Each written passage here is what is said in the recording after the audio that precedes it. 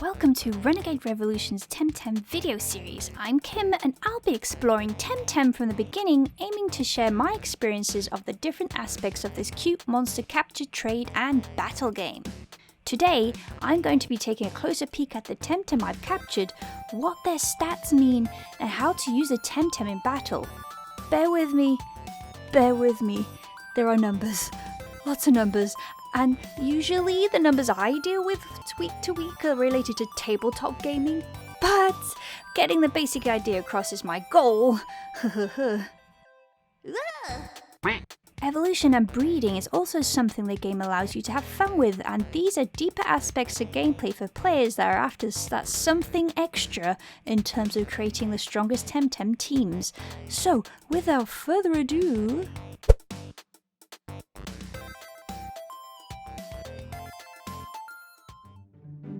Ah yes, the Airborne Archipelago, a blissful collection of islands locked in a gravitational orbit around the Pan's sun. Omnisia, Denise, Aubrey, Kipanku, Kisiwa and Tukma are home to both human and Temtem alike, coexisting on the archipelago betwixt the down below and the high above. Temtem, fantastical creatures of numerous types, shapes, and sizes, are collected by the human inhabitants to use as travel companions and in friendly battles for sport. And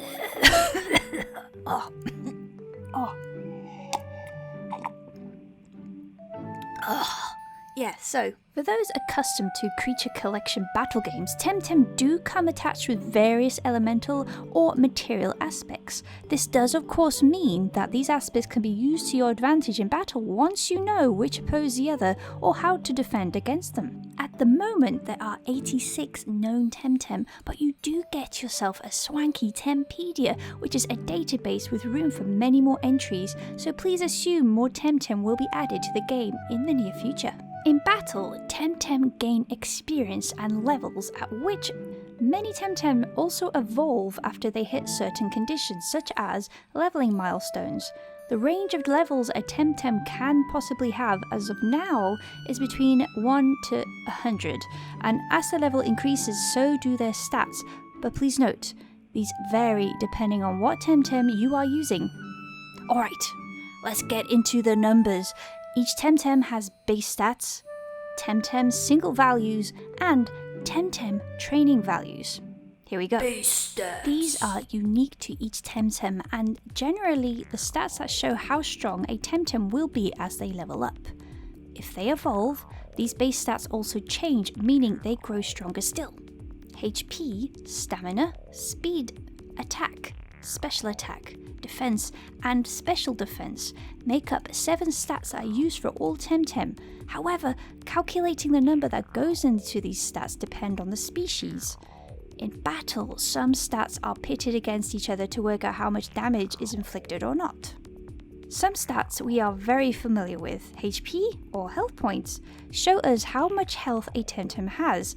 If it reaches 0, the Temtem is considered exhausted and can no longer battle until its HP is restored. It is represented by the green bar on the battle screen for each Temtem. Attack is a physical attack a Temtem can inflict on their opponent. However, special attack is using a non-physical attack via some techniques Temtem can learn. More on that in a wee bit. Defense and special defense fall into the same ideas, while speed is used to figure out the turn order of each Temtem in a battle, unless a technique is used in battle to increase a Temtem's speed, thus adjusting the order of who is acting when. Finally, stamina is an important stat as it determines how many techniques a Temtem can use during a battle.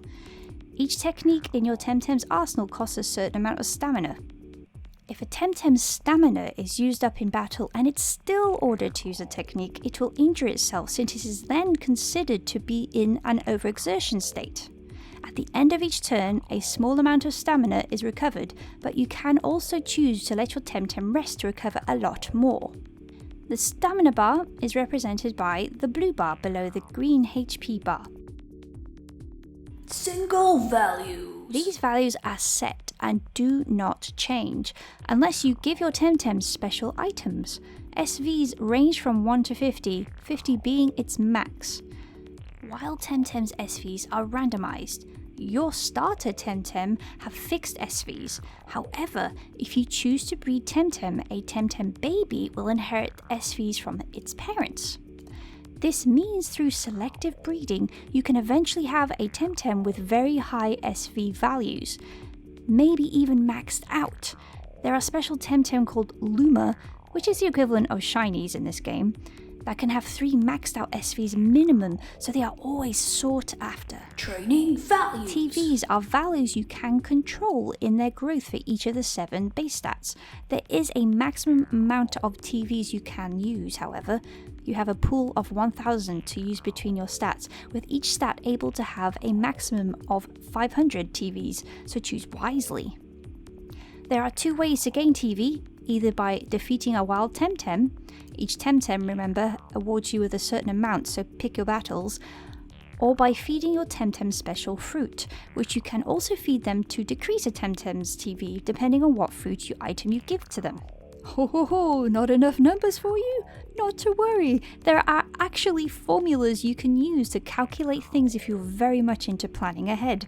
I have linked in the video description a link to the Temtem Gamepedia page that details the specific formula to calculate HP, stamina, and other stats.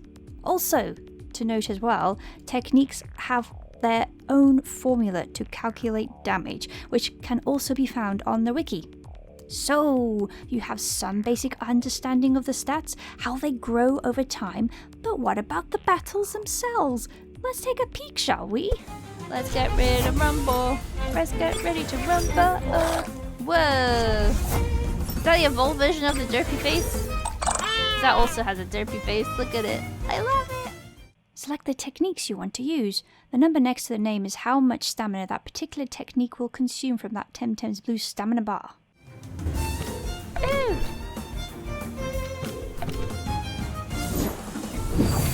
This is so cool.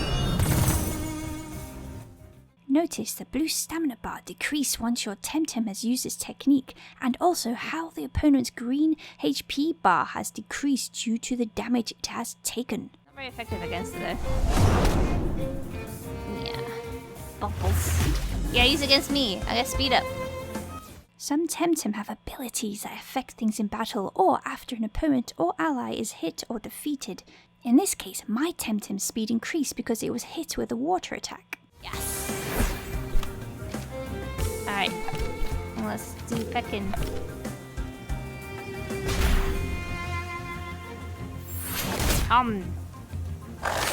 Phew! The opponent is defeated. Because the Temtem's HP is now 0, it is exhausted and knocked out. If it was my own Temtem, I wouldn't be able to use it in another battle until I restored its HP. Both of my Temtem gain XP for being in the battle. If one of my Temtem was not involved, they would not gain XP. So make sure to switch around the Temtem you want to level now and again. Yes, level. One of my Temtem also leveled up to 10. There are chances for your Temtem to learn new techniques at certain levels. If their list is full, you'll have to replace one. However, there are opportunities to reteach the ones they have lost later on. And look at this feathered gatling. Cool.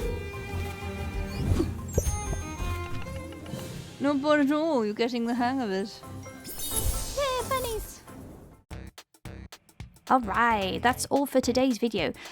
If you have any questions, pop a comment below the video, or you can start a chat with us in the Renegade Revolution's Facebook group's community section.